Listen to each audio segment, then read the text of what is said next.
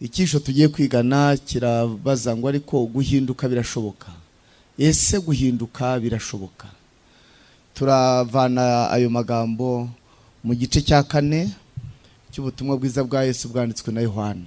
Ese guhinduka birashoboka? Guhinduka, abantu bahora bibaza ikibazo, guhinduka umuntu ari mu isi, guhinduka umuntu arwaye, guhinduka umuntu akennye, guhinduka umuntu aturanye n'abantu n'abagizi ba nabi, guhinduka muri ubu buzima buri wese akabura birashoboka. Niyo mpamvu dufite Bibiliya kugira ngo iduhe amakuru arambuye ahagije kuba afite icyo kibazo.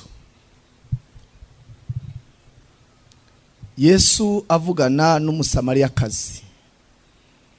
Ndagira ngo mbabwire abantu mwahisemo uyu munsi kuba mu iteraniro cyangwa se mu isabato tuje kuramya Imana. Abantu bose banditse muri Bibiliya Yesu yaganiriye ariko ari umwe kuri umwe.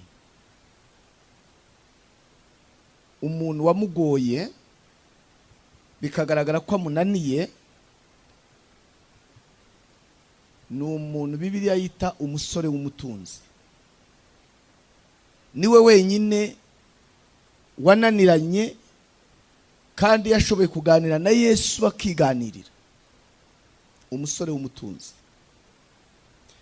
Ariko ibyo birenze umusore w'umutunzi nk'umuntu wo mu burasirazuba bwo hagati, ahubwo na Laodikiya burya iri mu marenga y'umusore w'umutunzi. Niwe wenyine wagoranye. Kuko Laodikiya nayo iravuga iti ndatunze ndatunganiwe ntacyo nyine.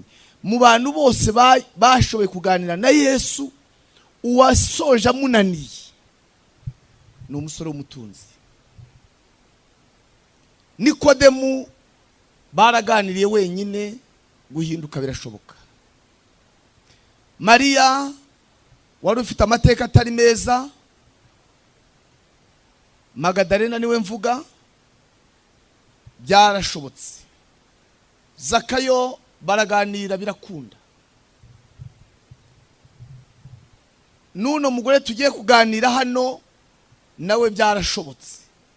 Ariko umusore w'umutunzi nguwo wagoranye. Ubirebera iwawe rero kugira ngo utaza kubifata nk'igitekerezo ukagira ngo Laodikiya yo nibarwa umusore w'umutunzi. Ifite ibyo ivuga yagezeho kandi birahari koko. Yesu avuga n'Umusamariyakazi. Nuko umwami Yesu amenya yuko abafarisayo bumvise ko yigisha kandi abatiza benshi arusha Yohana. Icyakora Yesu ubwe se wabatizaga ahubwo n'abigishwa be. Nicyo cyatumye ava Yudaya agasubira i Galilaya, yiyumvamo ko akwiriye kunyura i Samariya. Samariya wari umurwa w'amajyaruguru ya Isiraheli, igihe imiryango ya bene Yakobo yacikagamo kabiri. Twigeze kwavugaho imiryango 10 yagiye mu majyaruguru ya Isiraheli, umurwa mukuru wa Samariya. Abashuri baje kunyaga iyo miryango 10 barayizimiza. Harusimbutse abo Eliya yabwirije bakagaruka bavuye mu rungabangabo. Abandi abashuri barabanyaze. Babanyaze bategeka abashuri bakavukire kutazongera gushaka abakobwa b'abashuri, ahubwo bategeka kujya bashaka abiseheri bananiye Imana kugira ngo ijambo ubwiseheri rizimire. Umwana wavukaga rero ku mukobwa w'umwiseheri n'umuhungu w'umwashuri yaranenwaga cyane akitwa Umusamariya. Baramunenaga Abayuda kuko bazi amateka ye. Noneho Yesu aza, hari icyo kibazo mu Bayuda cy'abantu batemeranywa, batavuga rumwe, bamwe bafite ibyabo bemera batsimbaraho abandi bafite ibyabo. Aza hagati yayo matsinda arenga rimwe, ni nkuko yazubu mu Baporokwa, Abapanekota, Abayehova, Abayisilamu, Abadventiste n'abandi. kandi uretse n'ayo madini mvuze n'abari aha ngaha ntabwo barumvikana. Yewe ubwawe uri wenyine no mu mutima wawe hari ibyo utumvikanaho nawe ubwawe. Hakenewe rero uwaje icyo gihe kwagaruka. Noneho agera mu mudugudu witwa Samariya, agera mu mudugudu w'Isamariya witwa Sukara, bugufi bw'igikingi Yakobo yahaye umwana we Yosefu, kandi aho hari iriba rya Yakobo. Nuko Yesu aranirwa nuko yagenze cyane apfa kwicara kuri iryo riba hari nk'isaha 6. Iri riba rifite amateka yagutse cyane, aho umukobwa yaboneye umugore, naho umusore yaboneye umugore. Uwo ni Yakobo. Ngaho aho yaboneye umugeni kuri iri riba. Giye impamvu rigaruka ryitwa irya Yakobo. Aho Aburahamu yabwiye umugaragu we, turamenye utazanshakira umukobwa ushyingira umuhungu wanjye mu banyamahanga, uzagenda ujye kwiriba, umukobwa uzaza ikibazo uzamubaza uko azitwara uzamenye ko ari uwo. Iryo riba barigezeho rero babona umugabo, ariko mvuga mutavuga ngo ni bano, oya, babona umugabo cyamukabyumva. Yesu yaraza amateka yaryo ajyayo, kuko hageze abona umugabo. Agezeyo Umusamariyakazi aza kuvoma. Aje kuvoma, ntabwo haje kuvoma umugabo, haje kuvoma umugore, kuko ari iriba ry'abahageze babona umugabo. Yesu aramubwira ati mu utuzi two kunywa. Ntabwo yayise amazi, kandi niyo uyu mugore yaraje kuvoma. Amateka ya Bibiliya aravuga ngo uyu mugore akimara gukubita amaso Yesu, nimusoma neza ntabwo yamusuhuje. Biba biri muri Bibiliya, ntabwo ari ubute bw'uwanditse iki gice ngo ayo magambo yirengagize. Niyamusuhuza. Kuki atamusuhuje? Yari atarabona umugabo. Kandi nawe igihe utarabona umugabo, nimvuga umugabo Yesu Kristo mugira umugabo wawe, nubwo nawe waba uri umugabo, iyo myumvire ibiri muri uwo muntu. Niyamusuhuza ahita amanuka mwiriba arivomera atavuga. Ntacyo yari yapfuye na Yesu, bari bataragira ubwo baganira, nta kibazo bari baziranyeho. Niyamusuhuza yinjira mwiriba hasi aravoma. Igihe amaze kuvoma atavuga, Yesu aramureba, ari hafi kwikora ngo agende. Yesu ashaka uburyo yamuganiriza, aramubwira ati mu utuzi two kunywa. Amazi yavomye amuvunnye, yakoze urugendo rurerure, Yesu ayatesha agaciro. Ngaya abantu bavoma mu matora atandukanye n'ibyigisho by'ubwo buryo butandukanye, ariko bidahindura umutima. N'utuzi n'utuzi.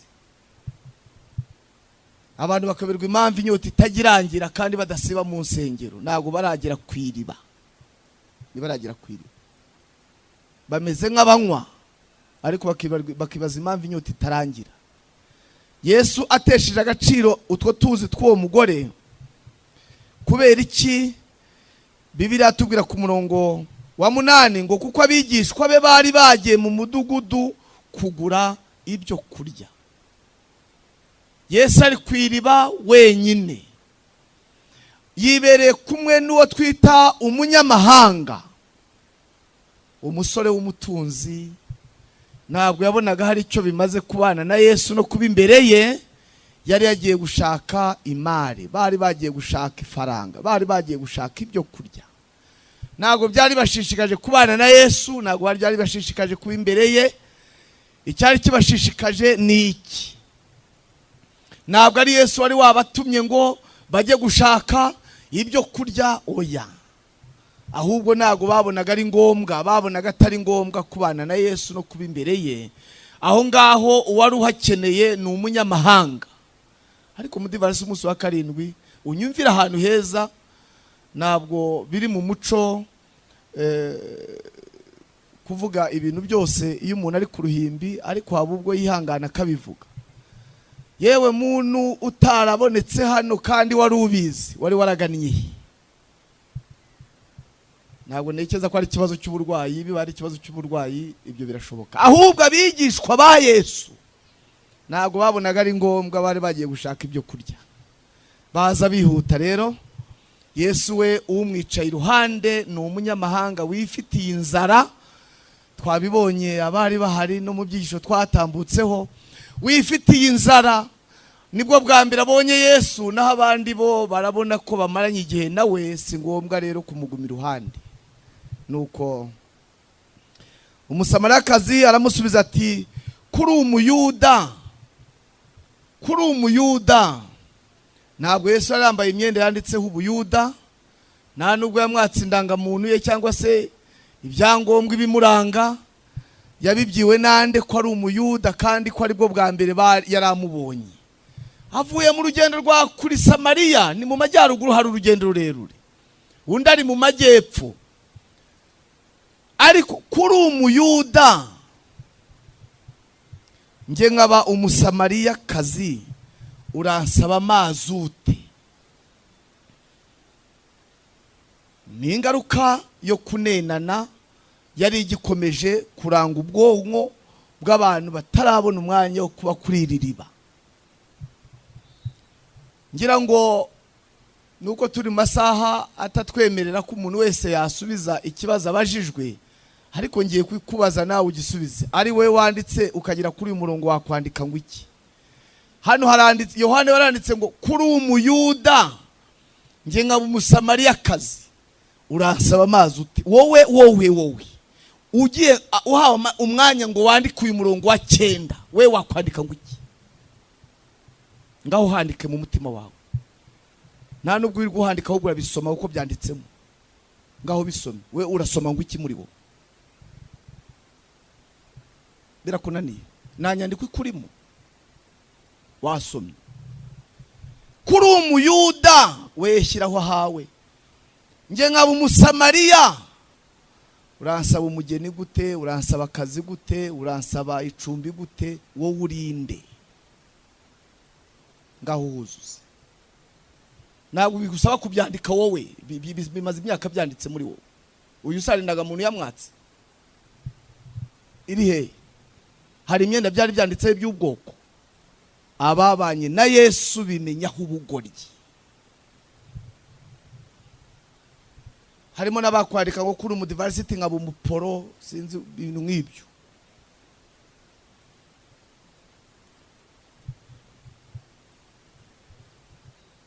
Ntabwo barekeye aho. Umurongo wa 10 aravuga ngo Yesu aramusubiza ati, iyaba wari uzi impano y'Imana, iyaba wari usobanukiwe impano y'Imana, ukamenya n'ugusabye amazi uwo ari we, nawe uba umusabye nawe akaguha ku mazi y'ubugingo. Ngiki kibazo gishingiye, abantu ntabwo ari ubugome, nibaramenya utanga amazi uwo ari we, nibaramumenya. Aho rero umuntu ataramumenya afite ibindi azi. Mu Bayuda nubwo umuntu yabaga ari, mu Kinyarwanda bavuga umunyabugugu cyangwa se igisambo, umuntu udatanga, byari bibujijwe ko hari umuntu wahangara kwimana amazi. Byari umuco, byari byanditse. Wenda wakwimana ibindi, bari bazi ko amazi nta muntu wagize uruhare ngo abe kwisi. Kubw'ibyo rero abo umunyamahanga, abe mwene wabo, byari bibujijwe ko hari umuntu wimana amazi. Yesu aratangara abonye utazi ibyo umwimya amazi. Na Yesu nawe ni yarakeneye ayo amazi y'amoko, amazi y'amadini, ubundi wayaha umuntu akakumarira iki? Nuko Yesu aramubwira ati, yaba ari uzi impano y'Imana. Iyo ugiye muri Yohana, ubutumwa bwiza bwa Yesu bwanditswe na Yohana, uzasoma igice cya 1 umurongo wa 16 na 17, aho Yohana yanditse aravuga ngo amategeko yatanzwe na Mose, ngo ari ku buntu n'ukuri byo bizanwa na Yesu Kristo. umva impano iyaba wari uzi impano y'Imana ukayimenya, wamusaba akaguha ku mazi y'ubugingo. Amateka avuga ngo ntabwo ikiganiro cyagarukiye aho, kuko uyu mugore yari afite byinshi byo kuvuga. Umurongo wa 11, undi ati databuja kudafite icyo uvomesha n'iriba rikaba rirerire, none se ayo mazi y'ubugingo urayakura he? Se ubundi avomerwa muri heriba? Banza umbwira aho uyavana nanjye uyame. Uravuze ngo yaba narinzi unsabye amazi, nanjye nari kugusaba amazi y'ubugingo, none nta kivomesha ufite. Amazi y'ubugingo se aba muri iryo riba ryo mwisi kada? None ayo mazi y'ubugingo urayavana he? Se ubundi agiye kujya mu mateka, ubundi ko numva uzana iby'amazi y'ubugingo, ubundi uruta sogokuruza Yakobo, icyambere riba niwe warifukuye, amatungo ye niho yavaga, niho bazaga kuyuhira, abantu bose bishimiraga kuvoma kuri ayo mazi. None wowe waba uruta sogokuruza Yakobo? Iyo abantu bataramenya Imana nibabura kujya mu mateka, kandi amateka se y'agakiza, amateka y'agakiza. No mwisi no mu gihugu cyacu hari ahantu abantu babona bavomye amazi byaba igitangaza. Nta muntu upfa kugikibeho adafite nibura litiro, adafite nibura akajerekani ngo havana ayo mazi. Babumva ari amazi y'igitangaza, ariko hari amazi arenzayo. Icyamukamenya iryo riba, ibyo wibwiraga byahinduka. Mbese guhinduka birashoboka? Yesu aramusubiza ati, murongo wa 13, umuntu wese unywa aya mazi aya ngaya witirira riba rya Yakobo azongera kugira inyota, ariko unywa amazi nzamuha nazagira inyota rwose iteka ryose, ahubwo amazi nzamuha azamuhindukira isoko idudubiza kugeza ku bugingo buhoraho. Umva ayo mazi y'ubugingo. Wagiye kuri iryo riba uzava mu idini rimwe ujye mu rindi, uzava hamwe ujye gusengera ahandi, bakubwire bati hari amateraniro uti sinzayasiba, nibakubwira ahandi ujyeyo uyoberwa impamvu inyota itarangira, kugeza igihe uzavumbura aho inyota ishirira. Unyweye aya mazi, Bibiliya bivuze ngo iyi soko imuhindukiramo muri we mwimbere, iradudubiza, ntabwo yohereza duke. Kandi Yesu yarabivuze ngo ahirwa afite inzara n'inyota byo gukiranuka, kuko bazahazwa. Umuntu ashaka amafaranga, yewe njya nibaza urugero rw'amafaranga nuruhu umuntu yageraho agatuza rubaho. Nuruhe rugero umuntu yabaho avuga nabi gusa, akazagera ubwo avuga ati imyaka yagenwe yo kuvuga nabi niyi sinzongera? Nuruhe rugero rw'ubuhehesi umuntu yagiramo nazongere guheheta? Se n'abasaza birashoboka, yego n'abakecuru bashaje baheheta bavuga nabi. Nuruhe rugero?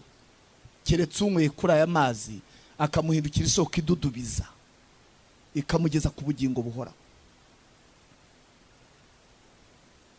Abahanga bazi uburemere bw'ifaranga nibo bataryama. Nubona ugifite amasaha yo kuryama menshi, uzamenye gutaramenya imikorere y'ifaranga. Nyiraryo ntabwo aryama, agura ibikoresho byo kureba muri salo, najya birora bikaba muri salo gusa. Nyirabyo atajya areba televiziyo kandi yarayiguze kubera ifaranga. Igitanda cyiza yakiryama hose yabona umwanya kumanywa. Umve uburemere bw'ifaranga. None uraryama ku gakiza, wowe uraryama ku mazi y'ubugingo, kandi uyanyweyeyo niyongera kugira inyota, mu gihe ibindi byo uyihorana.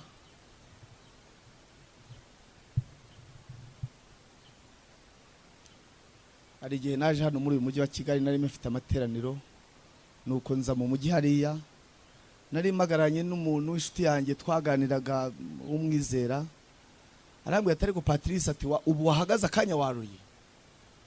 Ntese urashaka kumbwira ko ndeba iki? Ati reba aba bantu batambuka, ureba abakobwa, urebe n'abadamu, ati burya mudukangira mu cyaro kuko nabahaba. Ati kwihanira muri mujyi bisaba inambara. Amaso arahaga kurora igihe waroreye.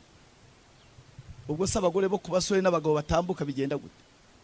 Kere kunyweye kuriririba. Warimwaho.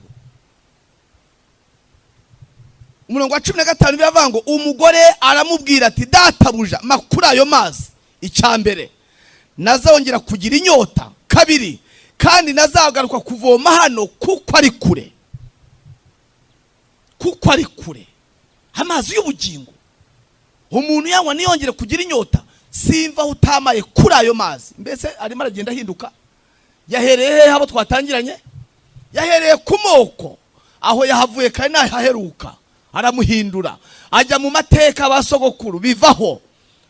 Arahinduka arimo agenda amuhindura buhoro kuko yagize amahirwe yo kwicara ku birenge bye.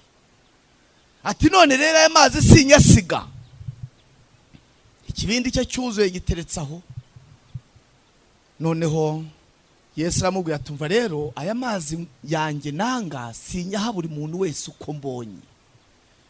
Ni ndabukanya guhaye wenyine umugabo washobora kuyakumenana. Wa mwana we ninyaguha wenyine ababyeyi barayakumenana. Wa mugabo we ninyaguha umugore adahari umugore ashobora kuyakumenana. None kugira ngo nyaguhe n'amazi ahenda kandi ndayifuriza umuryango wawe wose, genda uhamagare umugabo wawe maze ugaruke hano. Nguha amazi y'ubugingo wowe uzi uburemere bwayo ariko wasize ntabwo abuzi. Muntu ufite umuryango uraha nudashishikazwa nuko umuryango wawe wakizwa uzayakumenana. Ngaho ushaka gukizwa wenyine uzareba umwanzi w'umuntu azaba mu rugo rwe azayakumenana. Nutayifuriza abaturanyi nibo babire bazakugora. Ikundira amateraniro wifuza gukizwa wenyine, umugore wawe nasigara mu rugo wumve ntacyo bitwaye, umugabo wawe nasigara mu rugo wumve ntacyo, abana bawe bararuhutse bazayakumenana. Yesu ati sinyaguha wenyine genda umuzane. Ariko ikibazo yari afite umugabo, yego uramukeneye nawe. Reka wumve igisubizo yatanze. Umugore amusubiza ati nta mugabo mfite. Wowe se uramufite? Wowe ufite umugabo? Waba umufite ukaba ufite imibereho ufite?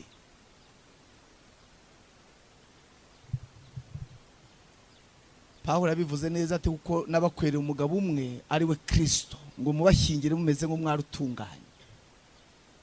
Imana iti si byiza ko umuntu aba wenyine, reka muremere umufasha bakwiranye. Ingaruka yavutse muri Adamu na Eva barabyaye. Nimba ufite umugabo wari wabyarana na Yesu imbuto z'umwuka, abo bana urabafite ibyishimo, amahoro, ingeso nziza, kwirinda, urukundo, kwihangana. Abo bana wari wababyarana na Yesu Kristo niba ufite umugabo. Mu kiganiro Yesu yagiranye n'uyu mugore iri jambo ryaramushimishe Yesu. Kuko umurongo wa 17 Yesu aramubwira ati uvuze ukuri yuko udafite umugabo.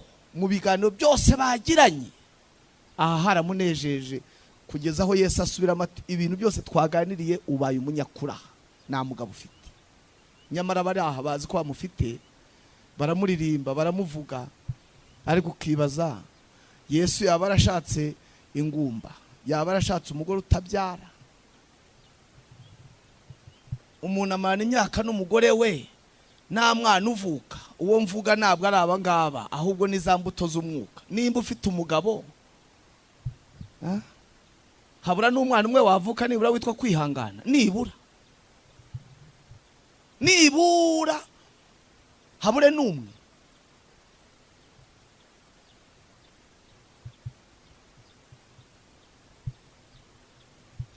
Yesu ati kandi nabo wibwira ufite nabo sabawe. Kuki uyu mugore yaje kwiriba wenyine? Icyambere yari yaratwaye abagore abagabo, kandi abagore b'Isamariya iyo bazaga kuvoma kuri iri riba bararindanaga kubw'impamvu ebyiri. iya mbere hari kure, iya kabiri iriba ryari rirerire, ngo nihagira n'ugwamo habona batabara, habona batabaza. Kuki yaje wenyine rero? nta mugore n'umwe bari kujyana kubw'impamvu y'inzigo, kubera ko yatwaye abagabo babo. Ariko nge narahageze nshima Imana, ni Imana uhabwa icyubahiro kuko yagiye wenyine. Ubundi sagakiza n'akabantu ko ari ak'umuntu. Iyo ajyana n'abandi habubwo bari kuvuga bati twigendere umugabo ntabwo tumuzi, bakamubera inkomyi.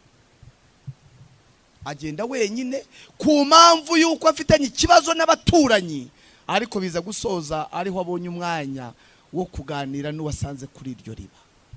Nawe rero mugabo umugore muri aha, namwe bana, nubwo mwagira igicaniro cyo mu gitondo nimugoroba, aho umugore asamirinda ntabwo abantu baba hari. Nimba ushaka ubugingo buhoraho, ntabwo ububonwa ku isabato. Hari usaminda abantu bahari yuko ari imyumvire. Urasabwa umwanya wo kwihererana n'uwo kugira ngo indiboneke hagira abavuka. Igihe wagiriye mu misa wigeze ubona ureka inzoga? Ntabwo bibaho. Nandi umuntu aterwa mu bantu byaba ari ibibazo. Mujya mwumvira ibintu mu mwuka.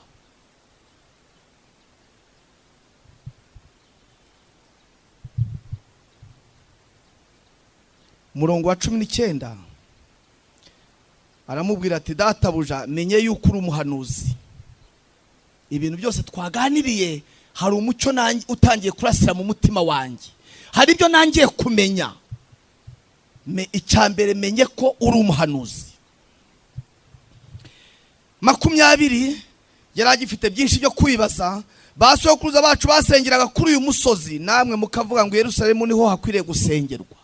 Agiye kuzana mu majyaruguru hari urusengero rwitwaga rwaho bitaga Igerizimu, niho basengeraga. Mu majyepfo abayuda bagasengera i Yerusalemu. Nawe ashobora kujya Igerizimu ngo ahasengere, yarindiraga igihe azagarukira. Naho mwebwe mukavuga ko umuntu akwiye gusengera i Yerusalemu gusa. Natwe Igerizimu hari urusengero. Agakiza ntabwo ari urusengero, si umusigiti. Agakiza kari mu Mana, kagahabwa umutima wizeye iby'agakiza. Hano hari urusengero n'ahari hari urundi abantu batarahindutse, ntacyo byamara. Ntacyo ibyo byamara. Noneho Yesu niko kumubwira ati mugore nyizera, igihe kizaza ubwo abantu batazaba bakigiyeho Igerizimu ni Yerusalemu, ahubwo bagiye gusenga data mu mwuka no mu kuri. Kandi Yesu niwe nzira n'ukuri. Aho umuntu ari afite agakiza k'Imana asenge byumvikane, atari ngombwa ha gusa. Kandi Yesu niyamuhisha ukuri, aramubwira ati ubu tuvugana, ubwo utangiye kuzana iby'ahantu, ndagira ngo nkwerure ko agakiza kava i Buyuda. Ngaho agakiza kava. Nubwo wagerageza gusenga gute, ukagerageza gukunda amateraniro, uzasoza ibya Bibiliya kugira ngo ubyumve ku rugero rurirwo. Uje i Buyuda n'ahandi bariga, ariko hari ibyo badashobora kumva. Nimba n'umudivalisite hari ibyo atumva, ngaho ibaze noneho uri hanze y'itore.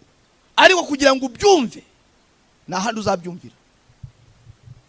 Ngaho ukomeza ugende, bizasoza ukuri ufite abakuvuga ariko barahinduwe nako.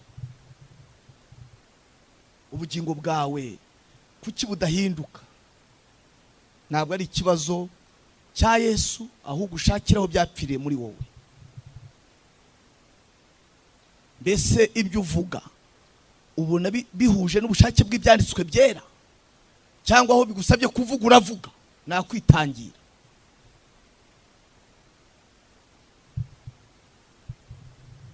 Murongo wa 22 Yesu ati mwebwe musenga icyo mutazi, ariko twebwe dusenga ibyo tuzi ko gakiza kava i Buyuda. Abantu barasenga, ariko mbese barasenga ibyo bumva? Masengesho uburyo butandukanye ariho, kw'Imana ari imwe, kuki badasenga kimwe? Bafite amariba y'ubwoko butandukanye. Amariba ari muri iki gihe ni menshi, kandi buri riba rirema uburyo bwaryo bwo gusenga. iyo ni imyizerere. Dukeneye guhindurirwa amateka kandi birashoboka. Yohana 17 Yesu ati bose baba umwe nguko ndi umwe na data. Urabona uri umwe n'umufasha wawe, urabona uri umwe n'umuturanyi. Murwanye uruhande mubane n'abantu bose amahoro, kuko tutabategeka kubyumva nkuko tubyumva, ariko kurwawe ruhande. Uyu mugore akomeza gutega amatwi. Yesu aramubwira ati Imana ni umwuka, n'abayisenga bakwiye kuyisenga mu mwuka no mukuri. Murongo wa 25 umugore aramubwira ati njye ubwanjye ku ruhande rwanjye navugiye abataje cyangwa baraha.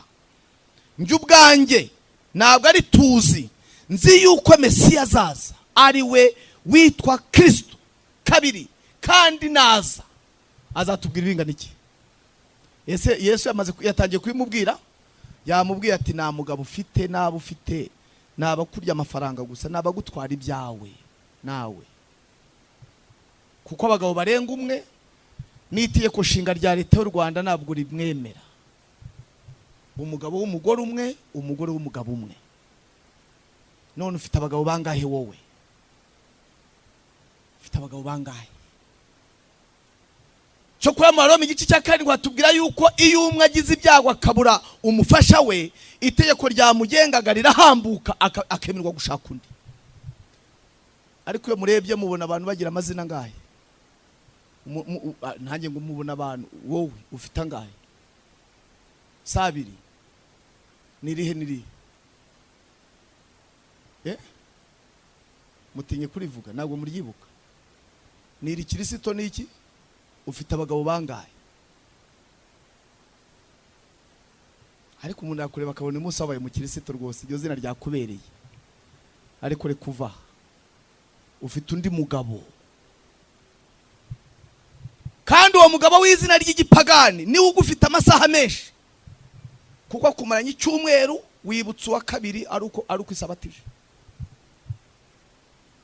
Andi masaha yose nayo umugabo wa mbere, kandi ntabwo itegeko ryemera abagabo barenga umwe. Ufite bangahe wowe? Yesu aramubwira ati umva, ndi hafi gusoza ikiganiro nawe, ariko sinagusiga uko nagusanze. Ubwo wizeye ko Mesiya azaza kandi yaza akakubwira byose, ntabwo nshaka kukugora. Umurongo wa 26 ndawukwifurije. Amubwiye ngo iki Yesu? Ninjye tuvugana na wundi. Ibyo azaza hoya amaze igihaje, ahubwo abantu ntibamumenya. None uhereye none niwe muvugana. Nuvugana nawe hari impinduka zizabaho. Nuvugana nawe bizahinduka. Abagabo baraha n'abafasha babo, ntabwo mushobora kuba mubanye ariko mwirambagizanya, umwe ataremera gundi.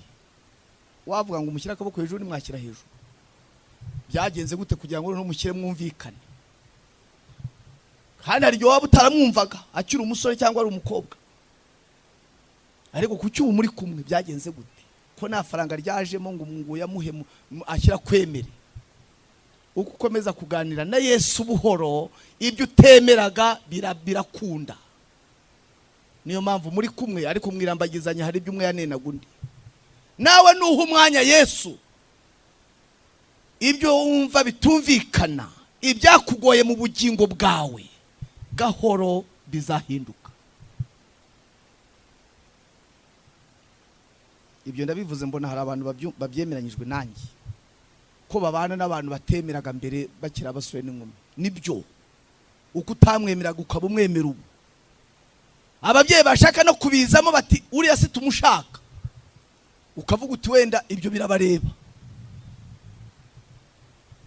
mureke kumushaka, ngenda mushaka, ukemera kunyuranya n'ababyeyi. Ni ku isi yose, nubwo yashaka kukuvanamo iby'agakiza uzayibwira ngo ibyo birayirora, nge namuhisemo kuko yaranyuze. Siwe muzabana n'ige tuzabana. Ubundi se wamushaka ngo mubane? Kandi burya abakobwa bisubiza mu mutima, hari n'abasore bisubiza mu mutima.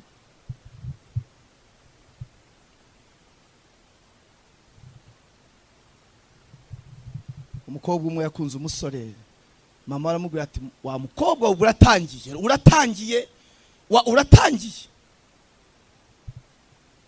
Mama wagumije kugenda amutoteza cyane.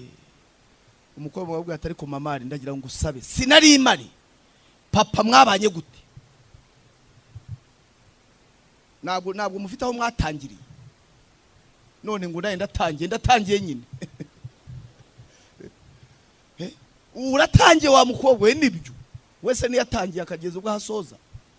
Nawe tangira uvugane n'Imana. Abavuga ngo uratangiye ubihorere, tangira. Utavanga umaze igihe, hoya, iyo uba umaze igihe uba warahindutse, tangira. Yesu uyu munsi ari bukubwire ngo niwe muvugana. Ndagira ngo mbaze ikibazo, wa mugore twatangireho muri Yohana igice cya 4 yaba yaravomye amazi arayajyana? Yego, nimufashe. Yari yaje kuvoma ku iriba rya Yakobo, afite n'ikibindi, aranavoma. Igihe agiye kwikorera, Yesu aramutangira ati reka tuganire.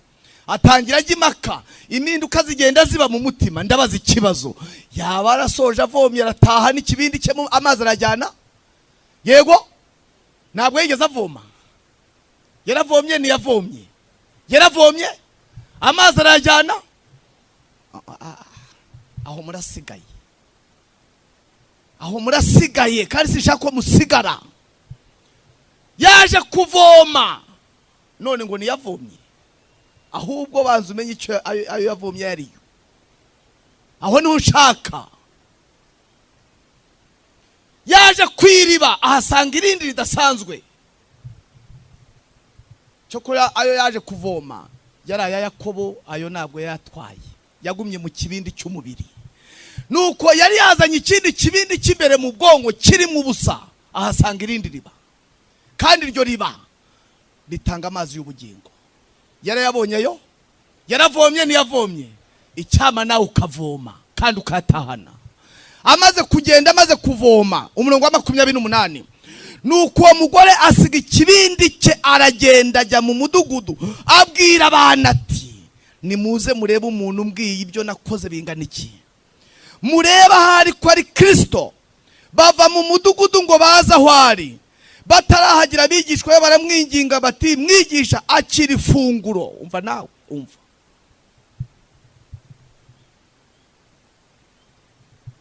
Yesu arababwira ati mfite ibyo kurya mutazi. Ibyo kurya bya Yesu ni ukubona umunyabyaha ahinduka umukiranutsi. Nibyo. Naho barimo barazana iby'umubiri. Naho yari amaze umwanya ari marya, arimo agaburira ubugingo umunyabyaha. Agenda afite ikibindi cyuzuye amazi, aragenda aho ageze. Yahamagara umugabo ati ngwino nkubwire, ngwino banguka. Kuva mu buzima bwanjye nabera, nateraniro ragiyemo, nta muntu turaganira ngo ambwire amateka yanjye, mbona ubunyabyaha bwanjye. None nyamuna abagore bamubonye batugagiye kudutwarira nanone umugabo. Bakaza bakamwegera, bamugera uruhande ati nyamuna mvuye kwiriba, ndabasabye Mesiya mutegereje yaraje nimwabimenya, kandi musize kwiriba. Bajyayo barihuta cyane. Mbese arabavomeye nawe? Yarabavomeye kuko yavomewe. Icyo ufite nicyo utanga. Ahinduka umubwiriza w'igitangaza, ufite icyigisho gifite umutwe uvuga ngo nimuze murebe umuntu wambwiye ibyo nakoze byose. Niwe mutwe w'icyigisho yari afite. Ntabwo ari amagambo muri Yesaya na Zaburi na Yohana n'ahandi tujya dukoresha abantu bati muraba ni umuhanga. Oya, ikibwirizwa cya mbere ni icyo wakorewe mu mutima. Ntabwo ari imirongo ya Bibiliya ngo Pawulo yaravuze nyine, wese arahayobeho yavuze, ahubwo yavuze iki mu bugingo bwawe. Nimuze murebe umuntu umbwiye ibyo nakoze bingana iki. Ngicyo mwuka w'Imana, ngiki kimuzana. Aje guhishura inenge yose y'umutima. Ubunyacyaha bukajya habona, umunyabyaha agatinya no kubura amaso ngo arebe mu ijuru, kuko amenyeshejwe icyo yakoze cyose.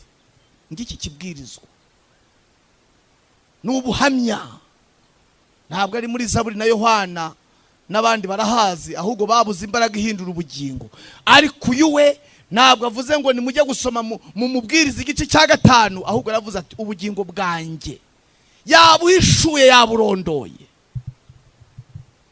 None mugende nyamuna mujye kuri iryo riba namwe mwivomere. Baragenda, bahageze basanga Yesu aracyahicaye, arabaganiriza nabo. Barangije baragaruka, babwira abantu batereka tukubwire, uyu mwanya ntabwo turaha twizeye ibyo watubwiye, ahubwo twamwiboneye. Nawe mwigerereho akuganirize, kandi nawe aguha icyo kuvuga. Dufite abantu badashobora kugira icyo bavuga mu iteraniro, kuko ntacyo nabo barahabwa mu mutima. Uwahinduye ubugingo bw'uyu guhinduka birashoboka, nawe yabuhindura nimba wemera. Mbese guhinduka birashoboka? Igisubizo ni yego. Ubwo bishoboka rero, kuri aya manywa reka Yesu tumuhe umwanya mu mutima atuganirize, kandi ikiganiro atugirira kirasiga hari impinduka zibaye muri twe. Ibyo tutemeraga tuzabyemera, ibyo twarwanyaga tuzabikunda. Mwuka wera wigisha kandi utarebeshwa amaso agendera umutima buri wese, amugeze ku rugero ashobora gusobanukirwa n'umunyacyaha bwe, ariko akamenya n'uwo bavugana ko ari Yesu umukiza we. Imana ibidushoboze mu izina rya Yesu. Reka dushime Imana. Data wa twese, Mana yacu, urakoze kubw'ikiganiro tugiriye. Waduhaye umwanya mwiza, natwe turawutanga, uratuganirije. Ariko kugira ngo byumvikane ntabwo bisaba iteraniro, birasaba umuntu wese ku giti cye kuza imbere yawe ukamubera umwigisha, kugira ngo izo mpinduka zibeho. Ushakire buri muntu wese umwanya, kuko twe kuwushaka bitugoye, maze twumve uvugana natwe. Two guhora mu gushidikanya ibyawe, ahubwo buri muntu wese ahindurirwa amateka, kandi birashoboka. Wigisha umutima w'umuntu wese uraha iby'agakiza, ibyo gukiranuka, iby'ubunyacyaha bwe, ariko namuhishurire ibanga ry'amahoro mu izina rya Yesu.